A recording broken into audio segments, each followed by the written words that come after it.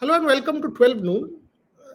Generally we don't do a deep dive on football, but today we decided to. In fact, in the morning we were chatting between ourselves, Gargi and Neil, who are at the back end producing this show. We were having a deep conversation because, we are in possession of the FIFA letter, and it's a 2-page letter, as you can see. And you can also read the letter. We'll put this out. They'll integrate it in the show. We've already done a piece at around 9 a.m. in the morning explaining the letter. But that's not the moot point. So there are two parts to this show. The question is, what is the future of Indian football? Where is Indian football headed? What does this FIFA letter actually mean? What is the kind of solution that one can expect? Is there a solution in the offing? There is a hugely important meeting at 4:30 p.m. this afternoon. That's the final part of the meeting. The meeting between FSDL and AIFF, the final part of the meeting will happen at 4:30 p.m. this afternoon. From what I know, the meeting is expected to last long. The meeting is expected to continue for about at least 3-4 hours, ironing out what I call the 4-point blueprint. And based on that blueprint, which will be presented before the Supreme Court tomorrow, we can expect some kind of a direction as far as the ISL is concerned and also the current crisis that has taken over Indian football. In this entire context, the FIFA letter, which is dated 26th August 2025, and the subject, and you can see here, the subject states situation of the All India Football Federation. Now, in the middle of this, in the middle of the ongoing crisis, FSDL AIFF meeting, this letter comes as a big blow. Let me first say what FIFA has said. And it's again, just like the blueprint has 4 parts, this letter can be divided into 4 parts. 1, it clearly puts AIFF and Indian football on notice.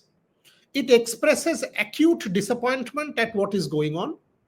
It states very categorically that what is going on is not in the interests of Indian football. Number 2, it expresses deep frustration at the fact that players might lose livelihoods. Clubs have kind of shut down and terminated contracts and stuff like that. Number 3, and for me, this is the defining paragraph, 2 defining points. 1, it has said that, so 3.1 and 2, if I can break it down like that. 1, the AIFF constitution, which has been going on from 2017, the case, FIFA has clearly mandated that by 30th of October, it has to get done. And finally, and this according to me is the defining paragraph, and I'll have to read a little bit of it to you. Failure to meet this schedule will leave us with no alternative but to refer the matter to the relevant FIFA decision-making body for consideration and decision. Clearly read suspension. In this context, and I'm quoting, we kindly remind the AIFF of its obligation to manage its affairs independently and without any undue third-party influence, including government bodies as enshrined in Article 14, Paragraph 1. These are the defining lines as far as I'm concerned. And it goes on. A suspension of the AIFF would result in the loss of all of its rights as a FIFA and AFC member as defined in the FIFA and AFC statutes. So clearly, the FIFA bodies, and it's signed by Elkhan Mamadov, Chief Member Associations Officer, and on behalf of FIFA, and Wahid Kardani, Deputy General Secretary on behalf of AFC. FIFA also says that place this letter in front of the Supreme Court when the next hearing takes place, which is tomorrow. So clearly, the three questions that you have to ask: number one, what constitutes third party interference? Number two, what constitutes outside influence or government influence? Number three, will the amicus take note of this? Because clearly, is the role of the amicus also under the scanner? A lot of questions have been asked by this FIFA letter. What constitutes compliance? What constitutes interference? What constitutes outside influence? Now, when the Supreme Court hearing takes place tomorrow, clearly this letter will have to be presented, because you do not want a situation of 5 years back when Indian football got suspended and everything had gone haywire. You remember that period when the All India Football Federation was suspended. And by the way, people who are also associated with this hearing were part of the hearing then, were part of the process then. I do not want to spell things out anymore. Coming to the AIFF FSDL meeting of this afternoon, the blueprint is ready. What is the blueprint? Firstly, let me debunk some of the news reports that are going out. A lot of people I was reading, a lot of articles have said that possibly last week of October is the date set for the restart of the ISL. I even read someone saying that 24th October is actually the date designated for the restart of the ISL. The point is no such date. And let me clarify unequivocally. There is no such date that has been agreed on. In fact, no such date can be agreed on given where the situation is at this point in time. It is almost impossible, almost unimaginable that ahead of tomorrow a date could possibly be agreed on. So that's not the case. Let me debunk that rumor.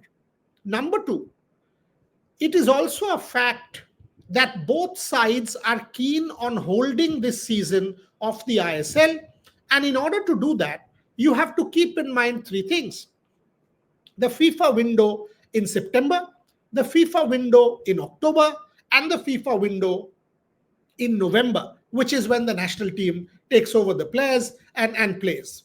Now, if you understand right, and if you read between the lines as to what is going on, you will understand that the possible restart of ISL could perhaps happen only after these FIFA windows. Again, I insist that no date has been firmed up whatsoever. Now, what is the 4-point blueprint that is possibly going to be agreed on this afternoon in the meeting at 4:30 between the FSDL and the AIFF? So if I have to headline this story, if I have to headline this, and this is also for my producers, Gargi and Neil, the headline is 4-point blueprint finalized between AIFF and FSDL. FIFA puts India on caution regarding what is going on. Basically, two parts. Coming back to the 4-point blueprint, number 1 point is transparency. If you see, there are a lot of rumors going around that, FSDL had monopoly, things have not been done clearly, things aren't really good in Indian football. Unfortunately, they are opaque. So a lot is going on in that domain, which questions the lack of ethics and questions the lack of transparency in the manner in which Indian football has been run. Now, AIFF and FSDL both want to sort of puncture this narrative, and one of the fundamental things that they will want to incorporate in whatever solution that is presented in front of the Supreme Court is the matter of transparency. Number 2 is the matter of continuity. What do I mean by continuity? Continuity of the existing season of Indian football without premature termination of the season, or rather not holding the season. Because look, not having the top tier league of the country, which is the ISL, will be a big blow, not just to India's international imaging, but as you have seen from the FIFA letter, it will shame India in front of the world. So continuity is absolutely imperative and absolutely essential. Now, what do we mean by continuity? Yes, the season will be delayed.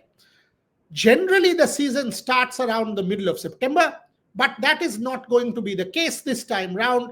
Understanding, as I said, no date has been reached, but sooner than later, maybe in November is when one can possibly see the ISL starting, which will mean that there is some form of continuity as far as Indian football is concerned. Point number 3, serving the long-term interests of the ISL clubs. Now, this is integrally connected to the well-being of the players. Because if you see, I mean, this whole idea that, okay, stage the season for this particular year, and then we will recalibrate when the elections happen. There are some news items saying that that's not going to solve any purpose, because the MRA at this point, it expires on the 8th of December. So suppose it's a temporary stopgap solution that is agreed on. Now clubs decide to play. What after 8th of December? Will FSDL continue? Suppose FSDL continues for this season till April. What after April? The clubs will be back in the same boat. Players will be back in the same boat. Now, suppose the clubs decide to terminate or suspend operations then, which is next April. Where does the whole thing lie? It comes back to the same crisis. So until and unless a long-term solution is incorporated within the 4-point blueprint, it actually doesn't serve Indian football. A band-aid solution or a palliative, which might just have this season of the ISL, is actually not in the interests of Indian football. So in this explainer, you must understand this, that point 1 is transparency, point 2 is continuity, point 3 is protecting or safeguarding the long-term interests of the ISL clubs, and of course, protecting and safeguarding the long-term interests of the players. Point number 4, and this becomes of paramount importance against the background of this FIFA and AFC letter, that all of the solutions that are presented in front of the Supreme Court of India are 1, Sports Act compliant. The Act is now law. It has been passed by both houses of parliament, and the Honorable President Draupadi Murmu has also given her assent to it. So the Sports Act is now a reality in India. Number 2, that the entire blueprint has to be FIFA and AFC compliant. So when we say compliant, we have to take 3 different pillars into consideration. 1 is compliance with the Sports Act, which is obviously Government of India. 2 is compliance with the FIFA statutes. I have already read out that particular paragraph to you, where it clearly says that whatever solution is brought out, it has to be independently done without any third-party interference, or whether any third-party influence for that matter. And finally, it also has to be AFC compliant. So these are the 4 fundamental points that one has to keep in mind when the meeting happens this afternoon and the blueprint, which will be presented before the Supreme Court of India, is worked out. The meeting, let me also give you the kind of chronology for this meeting. The first meeting happened on Monday in Bengaluru. It happened around afternoon time, and that was day 1. Yesterday also, there was a meeting which continued. And finally, today, if you have read Revsportz, the reports that we have done one after the other, you will see that we had reported that yesterday and today are the 2 most important days in trying to seek this blueprint or this resolution which will take Indian football forward. So the first meeting happened in Bengaluru on Monday, was attended by both sides, AIFF and FSDL. Second meeting happened yesterday, And the third and final round of the meeting is due for today at 4:30 p.m. in the afternoon, which, as I said at the very start of the show, is expected to continue long, because that's when all of this blueprint will be ironed out. Clearly, they will have a deliberation on the FIFA letter that has been sent to Kalyan Chaubey on the 26th of August, which is just yesterday. So this is the entire scenario where Indian football stands at the moment. So if I have to sum this up for you, point number one, Indian football is at a crossroad. Indian football is in crisis. Nothing at the moment is clear.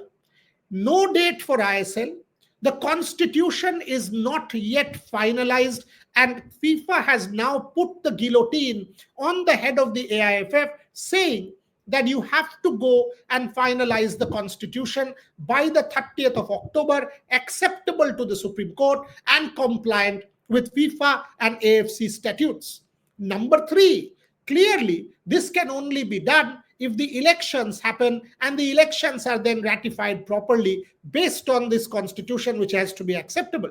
Now, in the election, the final point on this particular show that I want to address. Now, if there is an election, which now seems a formality, if the election does happen, what happens to Kalyan Chaubey? Will Kalyan Chaubey, the incumbent president, the current president, will he be able to come back and win? Does he qualify as per the Sports Act? Will someone like a Praful Patel, who has been a former president of the All India Football Federation and is now aligned with the center, aligned with the ruling party at the center, the BJP, does someone like a Praful Patel make a comeback into the echelons of Indian football and takes over the reins of Indian football from someone like a Kalyan Chaubey? Now, these are absolutely essential questions that you have to understand if you need to understand Indian football. In all of this, you kind of think that where is Khalid Jamil? Where is his national team? And you, in all of this, you tend to think that this whole Kafa Cup, where there has been trouble, by the way, flights have been muddled up and travel issues have been problematic and logistics has been compromised. So the Indian team traveling for this Kafa Cup has also had to face trouble. Now, trouble and AIFF have become bedfellows. Finally, let me also address the fact that Mohun Bagan and AFC, there is this school of thought which says Mohun Bagan has not done something, it's kind of anti-national by not leaving players.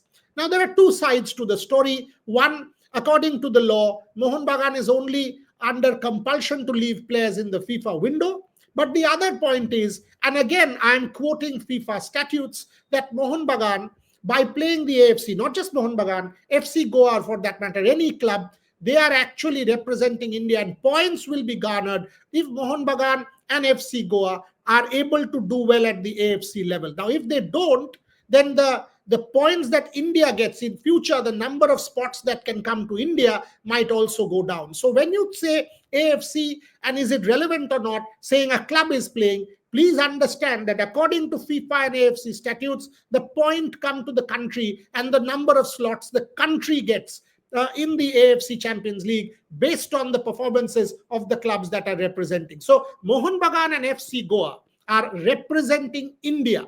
And you must keep that in mind when you are dealing with an issue as sensitive as this. So that's about it as for this particular show. AIFF FSDL meeting at 4:30. This letter will be discussed from FIFA. Tomorrow, the 4-point blueprint is to be presented in front of the Supreme Court of India. That hearing is expected in the afternoon post 1 p.m. We will keep you updated on the things that are going on. But suffice to say, we need a solution. It is the dire need at this hour that Indian football needs a solution for its survival, for the players whose livelihoods are at stake, for the clubs which might be shut down, for the existence of Indian football, as you have seen from this letter, and finally, the fans who have been the lifeblood of Indian football, supporting a Bengaluru, a Goa, an East Bengal, or a Mohun Bagan. These fans have continued to support Indian football despite all odds, and for them, a solution is a dire need. I hope this explains this whole scenario for you. We will come up with further explainers in time. We will be back with another live show at 5 p.m. when Gargi will join us as usual, and the two of us will discuss cricketing points as well. But that's all I have. If you've not subscribed to the platform, do that. Ring the notification bell, because your one-stop destination for all sports happens to be Revsportz. Thank you very much for watching.